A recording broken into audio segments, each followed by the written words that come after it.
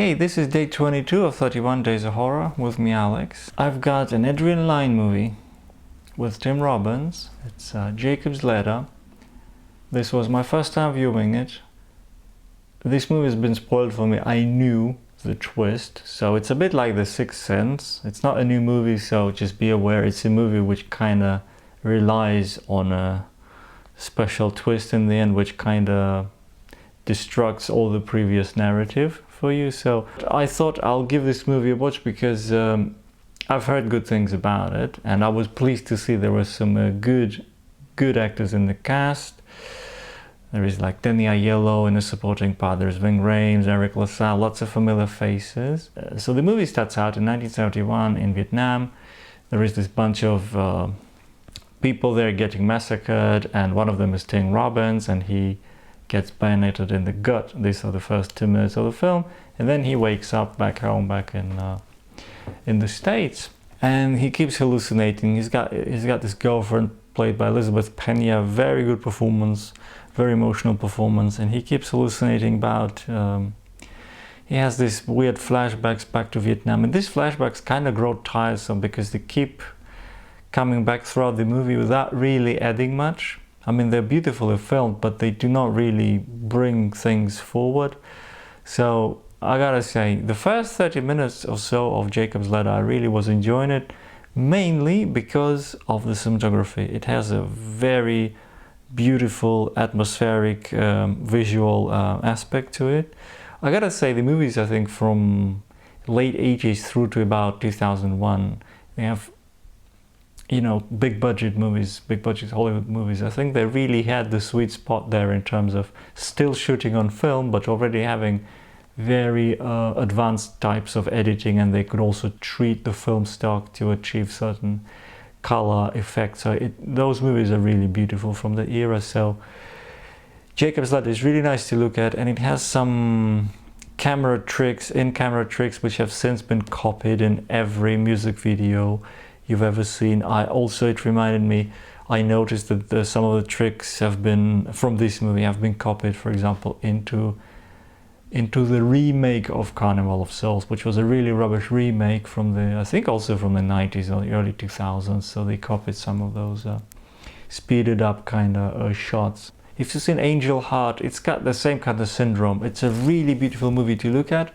but its message is really just very primitive, actually. And here it's kind of, the movie peaks at around 35 minutes maybe, because we've been told, we've been given the build-up, we've seen the beautiful visuals, we've seen, okay, it's well acted, but after that the movie kind of starts going around in circles a little bit and starts shooting itself in the foot, actually. It's a bit too long for such a primitive story.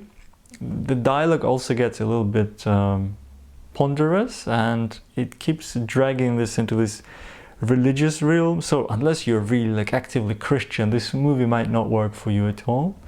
I mean, it's kind of, I don't know, there was something missing there. I really enjoyed the visual aspect of it, and I thought the actors were brilliant. They were taking everything very seriously. But you see, this is what happens if you don't have good material to work from. It doesn't matter how good everything else is.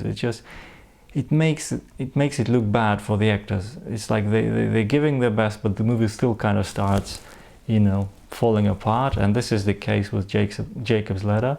This filmmaker, Adrian Lyne, I've never seen anything of his before, so I could tell he could probably make fantastic music videos, but to sustain a feature movie, man, I don't know. So Jacob's Ladder, I've been avoiding it all these years, and maybe I should have kept avoiding it. It's really not such a brilliant experience.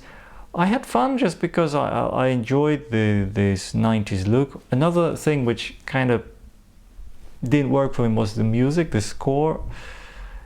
It felt a little bit weak, and it felt like a TV movie score, so it definitely didn't have the wham that I wanted.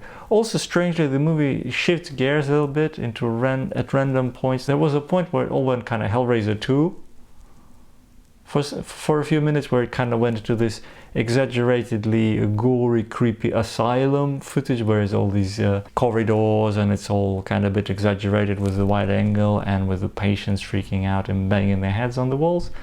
And that looked a bit cheesy actually, and I don't think they were going for cheesy at all. I think that was quite a straight-faced movie, so I don't know.